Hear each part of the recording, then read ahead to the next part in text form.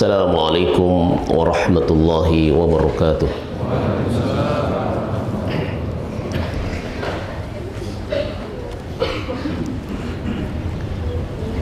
Innal hamdalillah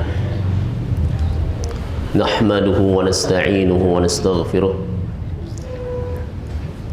wa na'udzu billahi min shururi anfusina wa sayyiati a'malina. Man yahdihillahu fala mudilla lah wa man yudlil fala hadiya lah.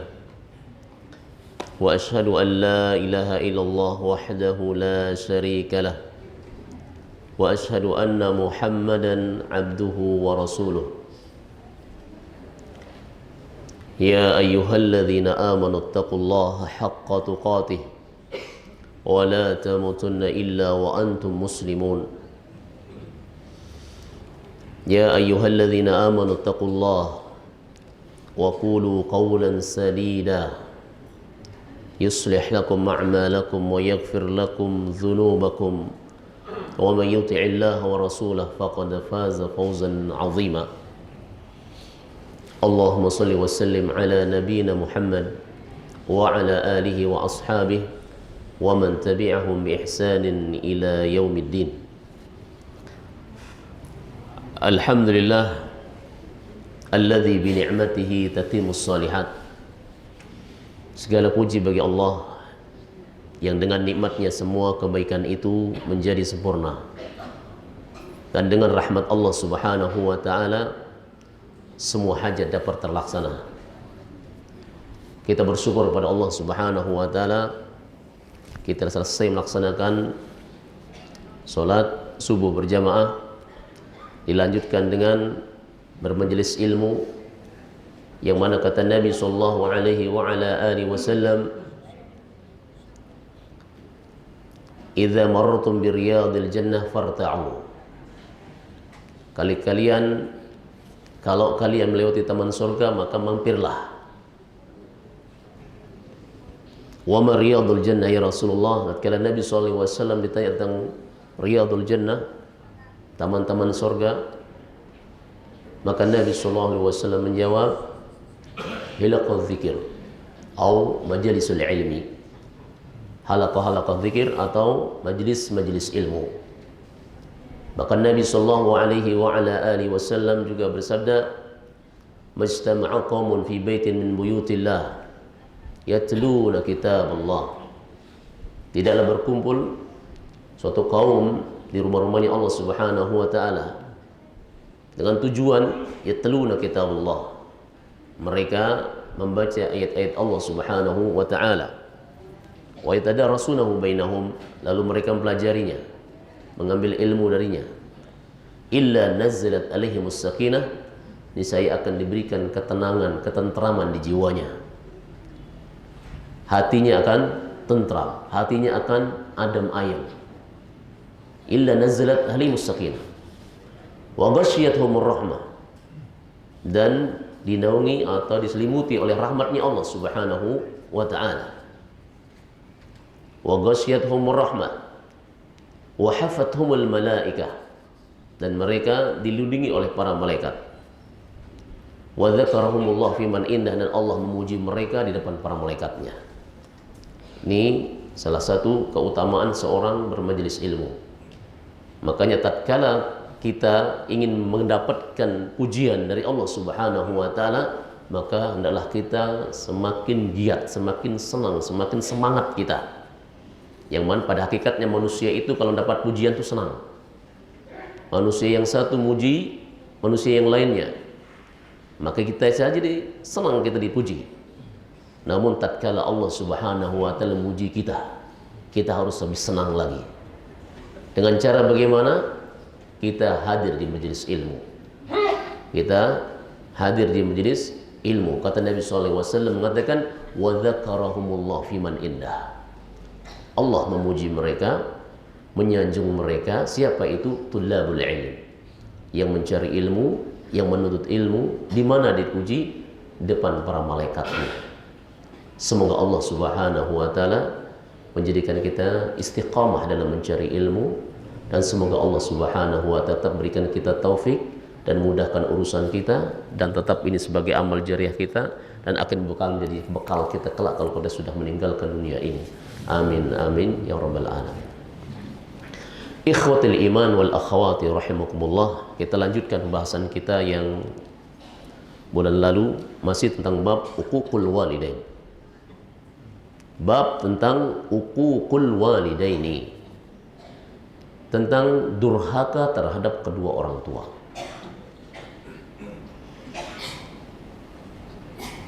Su'ila al-Hasan al-Basri rahimahullahu ta'ala 'anil birri wal uquq.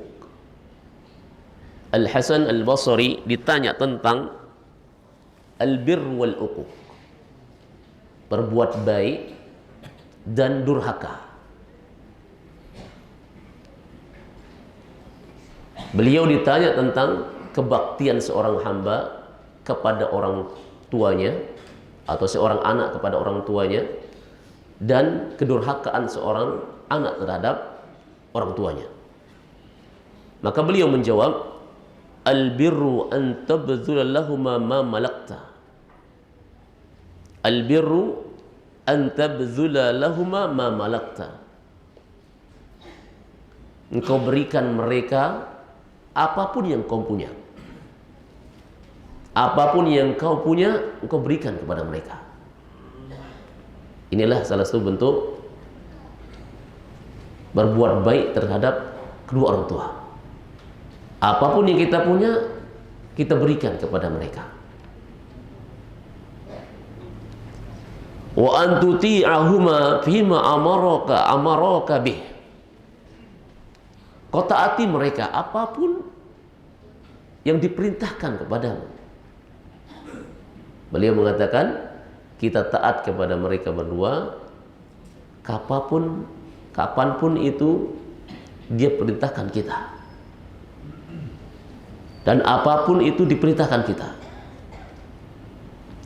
Malam ya'muraka bima'siyatillah. Tapi ingat, bukan berarti di semua perintahnya diikuti. Bukan berarti seluruh perintah-perintahnya itu ditaati. Ada pengecualian. Selama perintah tersebut tidak diperintahkan untuk bermaksiat kepada Allah. Jadi beliau mengatakan, apapun yang kita punya, kalau orang tua kita pingin dengan apa yang kita punya, berikan. Dan apapun yang diperintahkan kita, selama itu perintah itu tidak untuk bermaksiat kepada Allah, taati. Kenapa? Karena kata Nabi SAW, la ta'ata li makhlukin fi maksiatil khaliq. Karena kita tidak boleh taat kepada siapapun itu selama itu perintah untuk bermaksiat kepada Allah. La ta'ata li makhlukin fi maksiatil khaliq. Tidak boleh kita taat kepada makhluk, kepada siapapun itu, meskipun itu orang tua kita, kalau itu perintah untuk bermaksiat kepada Allah Subhanahu wa ta'ala. Ini salah satu bentuk kebaktian seorang anak terhadap orang tuanya. Wal uquq, adapun bentuk durhaka terhadap orang tua, beliau mengatakan antahjurahuma, engkau mengusir mereka.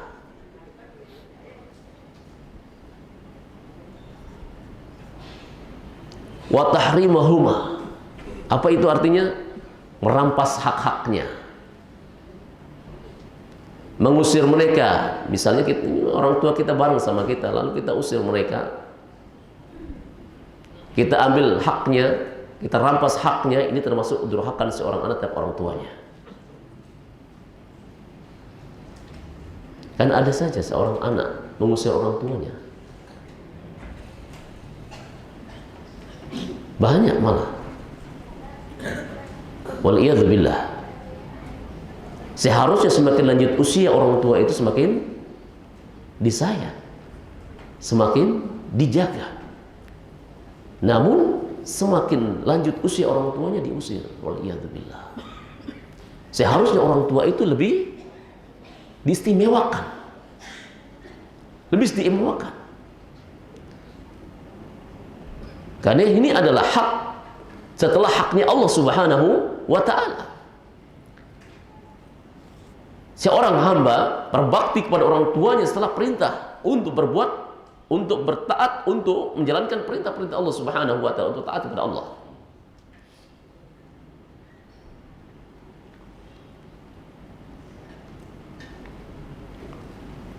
Wa tahrimahuma, dan mengambil hak-haknya, merampas haknya.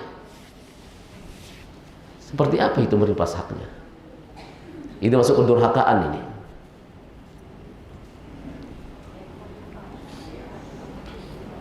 Salah satu juga disebutkan di sini, yang mana dalam satu hadis disebutkan di sini tentang hak itu.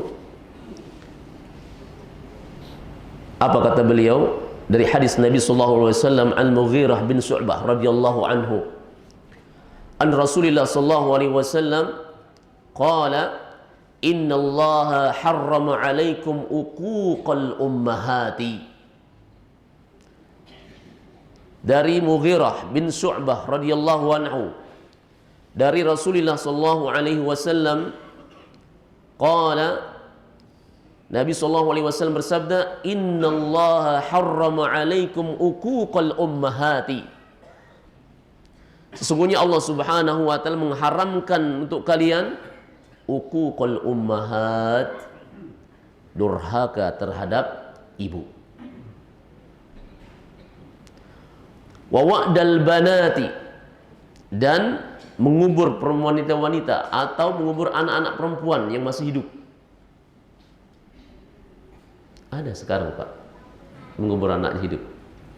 Tak ada sekarang ya, di zaman dahulu ini.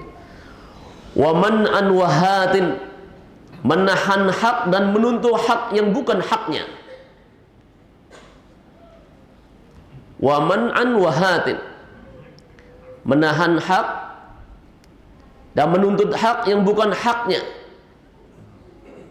Wa kariha lakum thalathan, dan dicela untuk kalian ada 3 perkara. Qila wa qala. Apa itu qila wa qala? Katanya.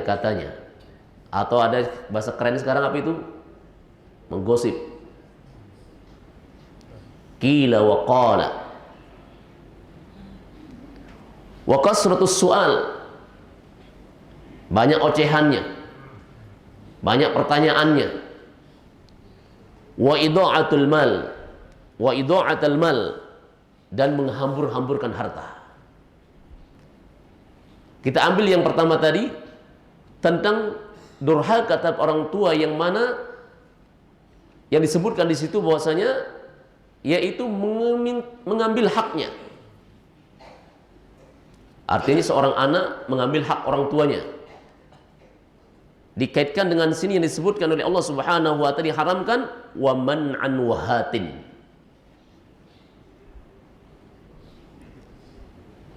Menuntut hak yang bukan haknya. Seperti apa itu misalnya? Ciri-ciri anak yang durhaka pada orang tuanya, seorang anak minta warisan sebelum orang tuanya meninggal.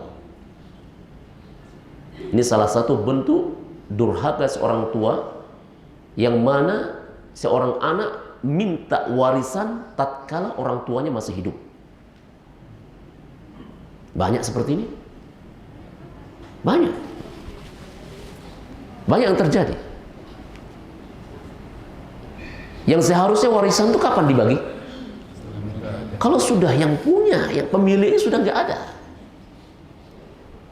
Kalau pemiliknya sudah nggak ada, baru dibagi. Tapi ini ada bermudah-mudah. Ada seorang anak tahu-tahu orang tuanya sudah orang tua sudah lanjut usia, minta dibagikan warisan. Secara tidak langsung seorang anak mendoakan orang tuanya cepat mati. Secara tidak langsung seorang anak ini minta agar Allah Subhanahu wa taala mematikan orang tua segera. Apa ini bukan durhaka namanya? Ini salah satu ciri tanda seorang anak durhaka juga, dan tatkala seorang anak itu minta warisan tatkala orang tuanya masih hidup. Hati-hati ini. Banyak yang terjadi. Banyak nih.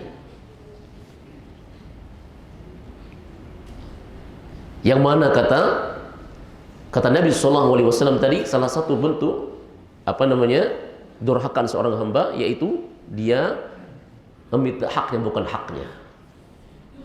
Belum punya hak kita. Itu masih haknya orang tua kita.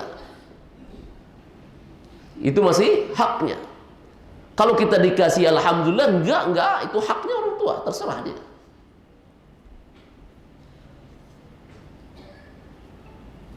Padahal disebutkan anta wa maluka li abik. Yang haknya orang tua itu milik kita. Anta wa maluka li abik. Kamu dan hartamu itu milikmu. Milik orang tuamu. Kamu dan hartamu adalah milik orang tuamu. Anta wa malik li abik. Yang haknya orang tua itu yang milik kita. Bukan milik orang tua kita, yang milik kita. Yang ini terbalik. Terbalik. Waliyadzubillah.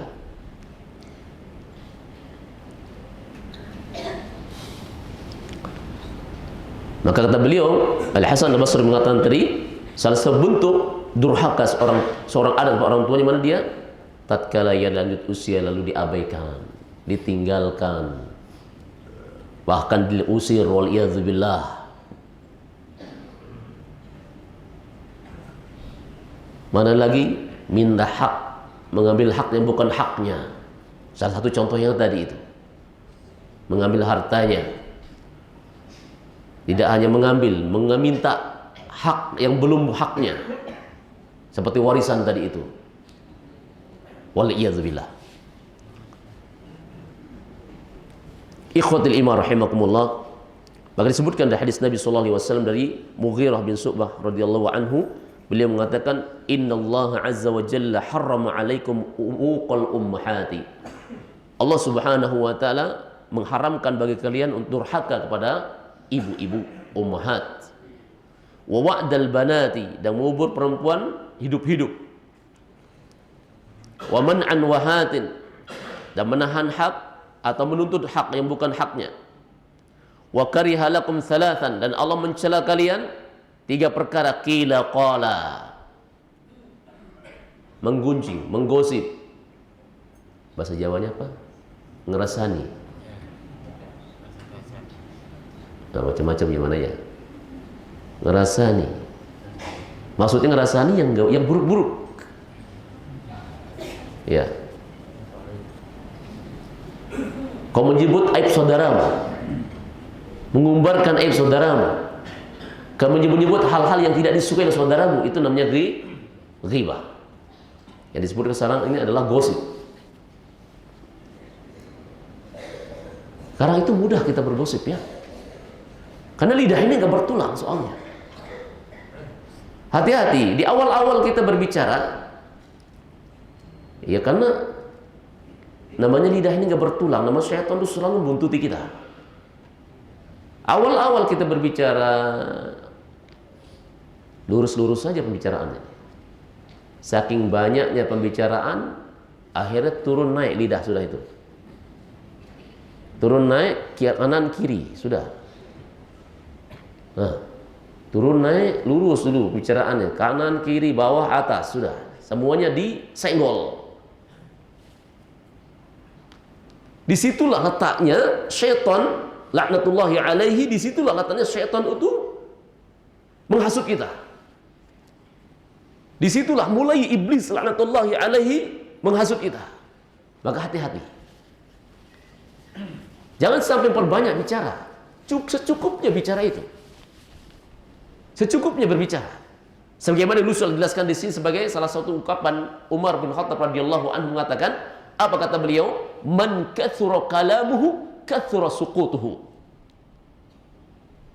Umar bin Khattab radhiyallahu anhu berkata, beliau mengatakan, man kathura kalamuhu kathura suqutuhu. Barang siapa yang banyak ocehannya, yang banyak bicaranya, niscaya akan banyak pula tergelincirnya. Barang siapa yang banyak bicaranya, maka akan banyak pula tergelincirnya. Kenapa? Karena namanya iblis laknatullahi alaih selalu ngampiri kita, selalu ngasut kita. Tujuannya ingin ngajak kita akan menjadi temannya. Di mana? Di api neraka. Innama yad'u hizbahu liyakunu min ashabis sa'ir, katanya Allah. Innama yad'u hizbahu. Setan itu hanya mengajak rekannya, mengajak sekutunya dari manusia, dari kita ini. Liyakunu min ashabis sa'ir, menjadi penghuni neraka. Itu tujuannya. Makanya kalau bercerita, berkata-kata itu secukupnya. Panjang-panjang pembicaraan itu, pertama, yaitu tadi, bikin senggol sini-sini. Yang kedua, membuang-buang waktu. Karena waktu yang bermanfaat itu, waktu dibutuhkan untuk yang bermanfaat itu banyak.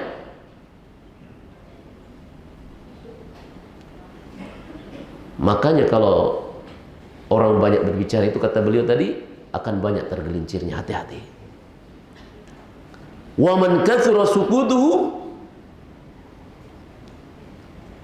kathrat dhunubuh.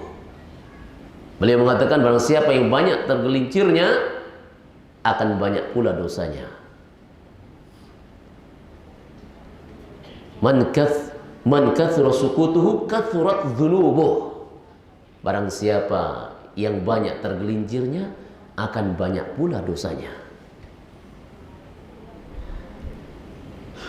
Wa man kathurat dhunubuhu fannaru aula bih. Beliau mengatakan barang siapa yang banyak dosanya, maka tempat yang cocok baginya adalah di neraka. Waliyadzubillah.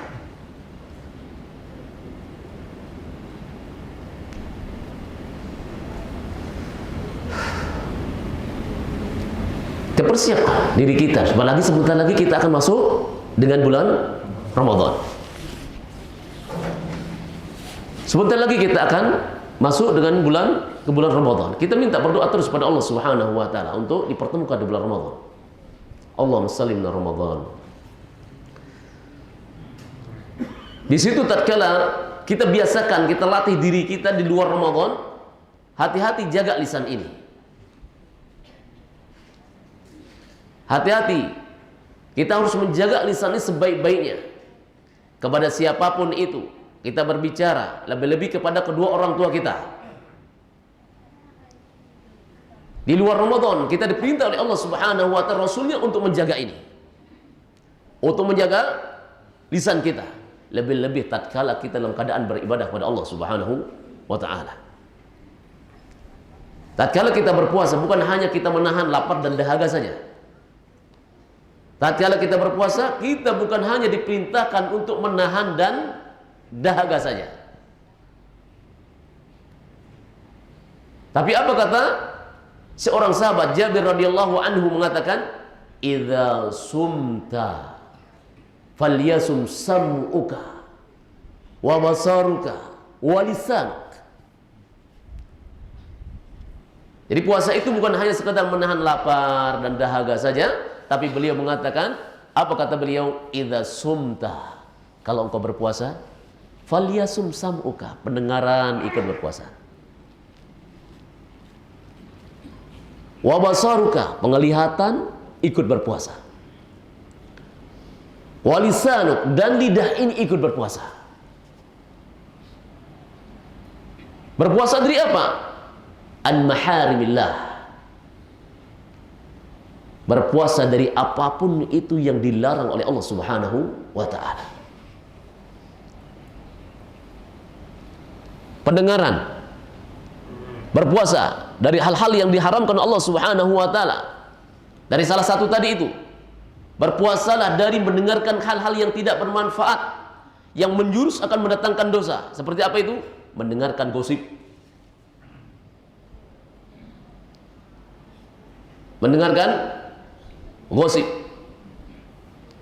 Kalau ada yang mengajak, berbicara seperlunya. Kalau ada yang mengajak menggosip, matur baik-baik, maaf. Kadang kita nggak enakan juga ajak berbicara, tapi sahabat mentang sahabat, tapi nggak enak pergi. Betul nggak?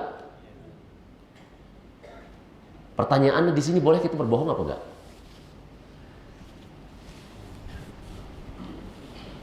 Kadang perasaan ini hati kita nggak bisa ngingkari. Sahabat dekat kita, sahabat CS kita kemanapun ini, tatkala kita diajak berbicara yang enggak, ngomongin aib saudara kita, ngomongin aib orang tuanya lagi, waliyadzubillah, ceritakan kisah orang tuanya lagi, waliyadzubillah, jangan sampai. Kadang kita dengarkan sama CS nih soalnya, teman akrabnya, kemana-mana selalu begini. Lalu bagaimana caranya? Ingat hadis Nabi SAW, man ra'a minkum munkaran falyughayyirhu biyadihi, fa in lam yastati fa bilisani, fa in lam yastati fa biqalbi. Kalau tatkala seorang mengajak kita berbuat demikian, itu artinya mengajak kita melakukan kemungkaran. Itu hal yang mungkar, yang jelas kemungkaran. Disinilah tata peran seorang teman yang sebenarnya. Inilah letak peran seorang sahabat yang sebenarnya. Jangan mengiyakan saja. Mungkin teman kita nggak tahu ilmunya, mungkin dia lalai akan ilmunya. Kita yang tahu, ini kesempatan kita untuk menunjukkan cinta kita kepada sahabat kita. Dengan bagaimana? Kita saling mengingatkan di sini. Karena teman yang sejati itu bukan mereka yang hanya memberikan kita perbendaharaan dunia ini, yang memberikan kita harta, yang memberikan kita pangkat, kedudukan dan sebagainya. Bukan itu yang terbaik. Tapi siapa itu? Tatkala kita salah, kita diingatkan. Itu teman yang terbaik. Tatkala kita salah, kita ditegur. Tatkala kita lalai, kita diingatkan. Ini dia namanya teman yang baik. Maka seorang ulama, Al-Imam Ibnu Qayyim rahimahullah ta'ala berkata, al-akhu shalih khairun laka min nafsik. Teman yang baik itu lebih baik dari dirimu sendiri. Al-akhul shalihu khairun laka min nafsik. Teman yang soleh, teman yang baik itu lebih baik dari dirimu sendiri. Beliau mengatakan demikian. Tapi kembali pada yang tadi, teman yang baik itu siapa? Bukan mereka yang berikan kita perhiasan dunia ini berupa harta, yang menjanjikan kita pangkat, kedudukan dan sebagainya. Tapi siapa itu teman yang baik? Teman yang soleh, tatkala kita diingatkan, kita ditegur tatkala kita salah, kita diingatkan tatkala kita lalai. Maka beliau mengatakan, al-akhus salih khairul lak min nafsik. Teman yang baik itu lebih baik dari dirimu sendiri. Kenapa? Karena teman yang baik itu, kata beliau, hanya mengajak kita kepada yang baik saja. Sedangkan diri kita la ammaratun bisu. Kadang kita sendiri tidak selalu berbuat kebaikan. Kadang diri kita sendiri ngajak diri kita sendiri untuk berbuat yang sebalik daripada kebaikan tersebut. Ada kalanya kita melakukan yang baik, ada kalanya kita melakukan yang buruk. Maka itu alasannya kenapa teman yang baik itu lebih baik dari diri kita sendiri. Karena teman yang baik itu hanya ngajak kita kepada yang baik saja. Apakah mungkin teman yang baik ngajak kita keburukan?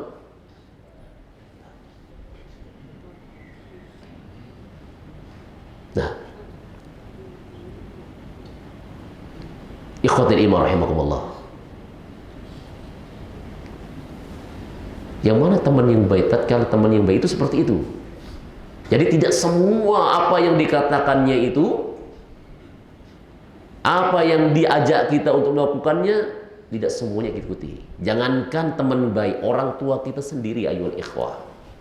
Sebagaimana kantan tadi, selama orang tua tidak mengajak kita kepada kemaksiatan, kepada keburukan, selama orang tua tidak ngajak kita kepada keburukan, ini wajib kita taati. Tapi orang tua kita ngajak kita kepada hal yang mungkar, maka ini wajib bagi kita untuk menolaknya. Apalagi teman kita. Ikhwatul iman rahimakumullah. Makanya orang teman demikian itu, ingat, tatkala teman kita ngajak kita hal yang tidak baik, mengajak kita untuk bergosip dan sebagainya, minta maaf baik-baik, ya, dan nasihati seketika. Apalagi mungkin berduaan berbicara, kesempatan untuk saling mengingatkan. Karena agama itu adalah nasihat. Berdampak baik di dunia ini, di akhirat berdampak pula. Karena teman yang soleh, yang perlu kita mencari teman yang soleh, yang mengingatkan kita. Sangat penting bagi kita untuk punya teman yang soleh di dunia ini. Dengan mengakhiri kehidupan kita dunia, sangat penting kita mempunyai teman yang baik, teman yang soleh di dunia ini. Memperbanyaklah teman-teman yang baik itu. Saya ingatkan tadi bahwa teman yang baik itu seperti yang tadi itu, ya, yang terbaik bagi kita adalah teman yang baik. Tatkala kita salah, kita ditegur. Tatkala kita lalai, kita diingatkan. Perbanyak seperti itu.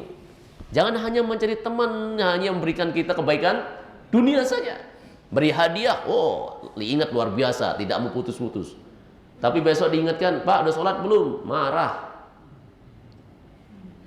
Seharusnya seperti orang seperti ini yang kita pegang. Orang seperti ini kita pegang, ingat selalu, karena ini mengingatkan kita akan Rabb kita Allah Subhanahu wa Ta'ala. Tapi kalau kita diberikan harta saja, sekian, besok diberikan, nggak mau lupa, nggak bisa lupa. Tapi kalau ada yang mengingatkan kita akan kebaikan, akan berbakti kepada orang tua, akan mengingatkan kita untuk selalu berbakti kepada orang tua, besok lupa sudah. Siapa itu yang kemarin saya nggak tahu katanya. Model kita demikian. Seharusnya itu yang kita pegang, itu yang kita ingat selalu. Al-Hasan Al-Basri mengatakan tentang mereka yang punya teman yang baik di dunia ini akan pengaruh di akhirat kelak. Beliau mengingatkan kita, mengasih nasihat. Istaghfiru min ashabis salihin fid dunya. Perbanyaklah untuk kalian teman-teman yang baik di dunia ini. Memperbanyaklah teman-teman yang baik di dunia ini. Ingat tadi teman yang baik ya. Perbanyaklah bagi kalian teman-teman yang baik di dunia ini, teman-teman yang soleh di dunia ini. Fa innahum yanfa'una yaumal qiyamah. Fa innahum yanfa'una fid dunya wal yaumil qiyamah. Karena mereka itu sangat bermanfaat di akhirat kelak. Di dunia lebih-lebih di akhirat. Kalau di dunia seperti tadi, teman yang baik itu tatkala kita salah, kita ditegur. Tatkala kita keliru, kita lalai, kita diingatkan. Di akhirat mereka sangat bermanfaat lagi. Sehingga beliau mengatakan, bainama ahlul jannah fil jannah. Tatkala penghuni surga berada di dalam surga, tadzakkaru ashabahu fid dunya. Tatkala penduduk surga berada dalam surga, dia seketika ingat akan teman-teman mereka dulu di dunia. Dia akan ingat teman mereka dulu di dunia. Yang lalu dia berkata, ma fa'ala sadiqi fulan ma arahu fil jannah. Dia berkata tatkala dia dalam surga, apa katanya? ma fa'ala sadiqi fulan ma arahu fil jannah. Saat ini apa yang dilakukan oleh temanku dulu yang ada bersamaku di dunia? Ma'arahu fil jannah. Aku nggak lihat dia di dalam surga. Ini suatu yang sangat bermanfaat di sini. Apa yang dilakukan teman-temanku bersamaku dulu di dunia, yang mana saat ini aku dalam surga nggak melihat dia saat ini. Dia bertanya seketika, lalu dijawab oleh malaikat, wa huwa finnar.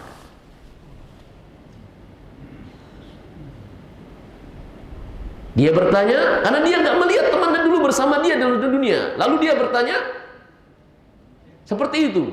Apa yang dilakukan? Mana dia sekarang? Aku nggak lihat dia. Dijawab malaikat, dia sekarang di neraka. Alhamdulillah. Apakah udah berhenti di situ? Belum. Ucapannya masih, kalimatnya masih lanjut.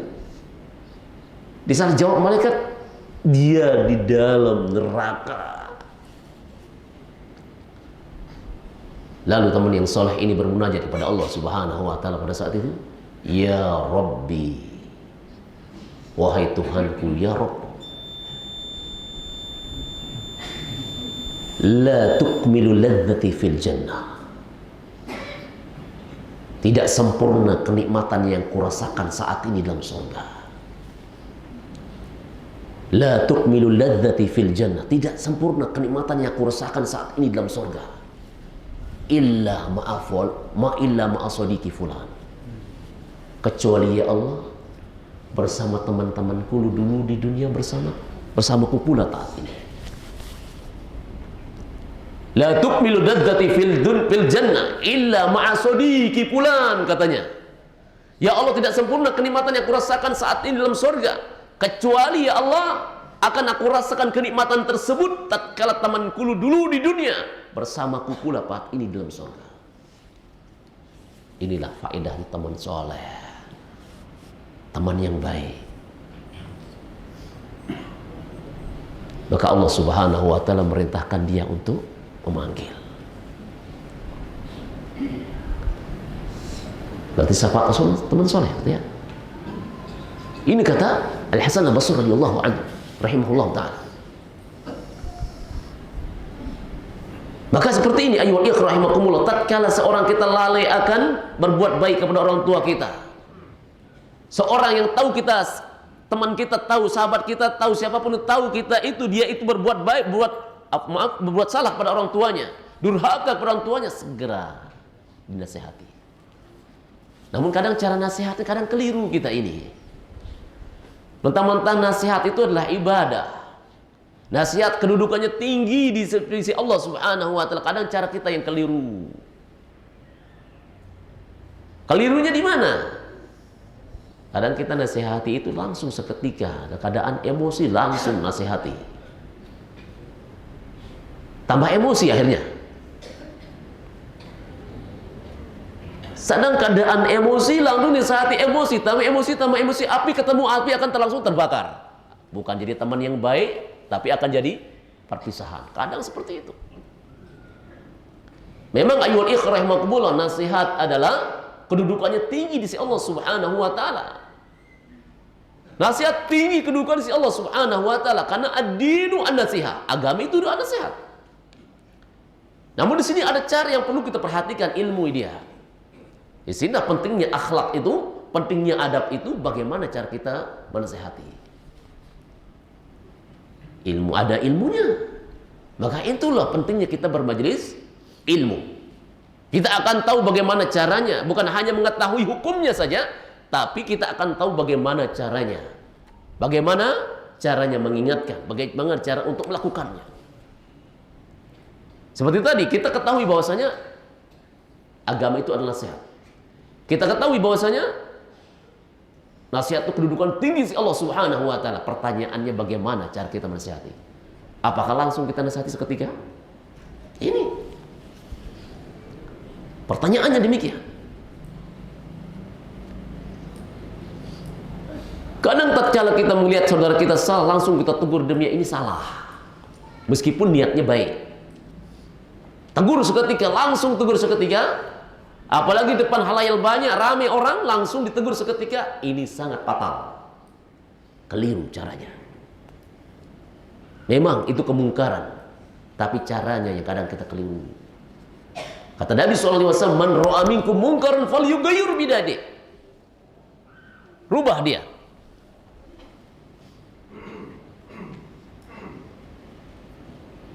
Fa illam yastati fa bilisani. Kalau enggak mampu, dengan lisannya, dengan nasihat. Lalu bagaimana cara mengingatkan ini? Ajak ngomong empat mata. Ajak ngomong berdua. Bila perlu datang ke rumahnya atau undang ke rumah, bercengkerama dengan baik-baik, silaturahim lah bahasa kita, silaturahmi, sambung ukhuwah. Di situ letak kita saling mengingatkan. Ketemu ketika apa langsung kita ingatkan enggak? Enggak. Malah orang-orang terdahulu, orang-orang salaf terdahulu ngajari kita bagaimana cara mereka untuk mengingatkan. Mengingatkan, mendoakannya, lalu minta izin. Kita nggak pernah minta izin kalau ingatkan ya. Kita langsung sat aja. Sat. Praktek kita kan demikian kalau kita itu. Serba instan. Serba instan. Bertemu dengan berdua, Masya Allah, Barakallahu fiik. Nah, kalau orang yang doakan kan siapa yang nggak berubah bunga hatinya? Semoga Allah merahmatimu, semoga Allah memanjangkan umurmu, semoga Allah memberkahi umurmu, usiamu, amalmu, perbuatanmu, dan semuanya. Kalau doakan kan selalu amin terus keluar nih. Amin, amin, amin. Lalu setelah itu minta izin. Bagaimana kalau kita saling mengingatkan satu sama lain? Orang-orang sudah berbunga hatinya, kalau demikian langsung tafadhol, silahkan. Kan sudah berbunga hati tadi. Senang hatinya, sejuk hatinya, sudah didoakan.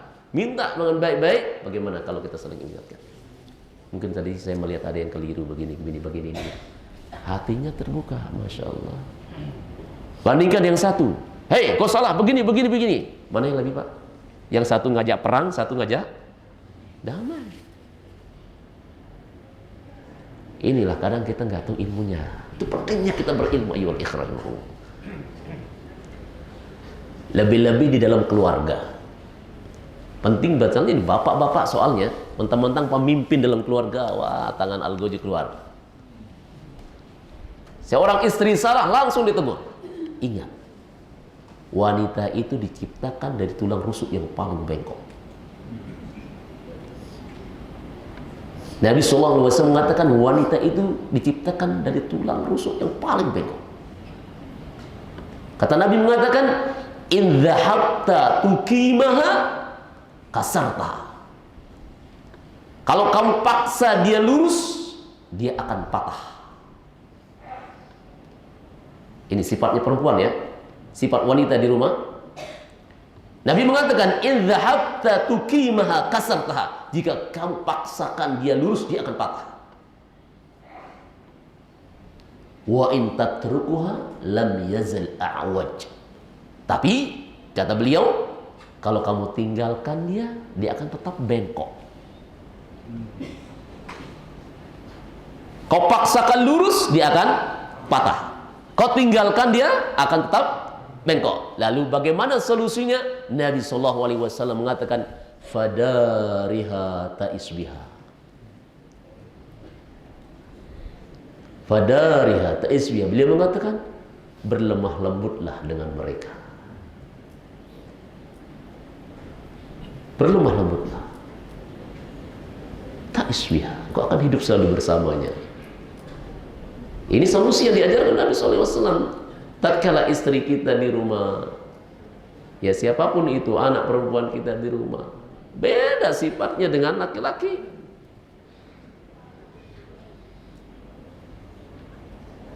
Butuh dengan ucapan yang lemah lembut.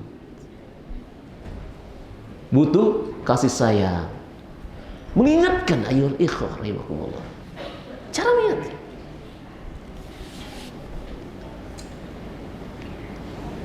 Yang perempuan, istri, anak perempuan digitukan, bagaimana? Lebih-lebih ibu kita. Waliyadzubillah. Jangan sampai. Seharusnya yang kita perlakukan yang lebih baik di semua itu siapa? Ibu kita. Lebih lembut lagi kita berbicara, lebih halus lagi kita berbicara. Namun ini sebaliknya, seorang anak lebih tinggi ucapan daripada orang tuanya. Jelas inilah uququl walidain, salah satu bentuk durhaka seorang anak orang tua. Makanya ayyuhal ikhwah rahimakumullah, kita ingat dari hadis Nabi sallallahu alaihi wasallam tadi mengatakan bahwasanya salah satu yang diharamkan Allah Subhanahu wa taala untuk kita yaitu durhaka kepada orang tua kita. Salah satunya yang paling utama durhaka adalah seorang kepada ibu. Jangan sampai kita ini termasuk di kategori yang demikian. Karena Allah jelas sudah mengatakan wa qada rabbuka alla ta'budu illa wa bil walidaini ihsana. Karena setelah haknya Allah Subhanahu wa taala yang harus ditunaikan yaitu kita berbakti kepada kedua orang tua. Karena Allah merintah wa qada rabbuka alla ta'budu illa wa bil walidaini ihsana. Allah merintahkanmu untuk selalu beribadah kepada Allah, jangan berbuat kesyirikan kepada Allah. Jangan berbuat kesyirikan untuk Allah, wabil walidaini ihsana, dan kita diperintahkan untuk berbuat baik kepada kedua orang tua. Kita tidak diperintahkan untuk membalas kebaikan orang tua karena tidak akan pernah kita mampu untuk membalasnya. Tidak akan pernah kita akan mampu tidak akan pernah bisa kita membalas kebaikan orang tua. Namun kita diperintahkan untuk berbuat baik. Wa'budullaha wa la tusyriku bihi syai'an wa bil walidaini ihsana. Berbuat baiklah kepada orang tua. Wa wasainal insana biwalidaini husna. Wa wasainal insana biwalidayhi husna. Kami perintahkan kepada anak untuk berbuat baik kepada orang tuanya.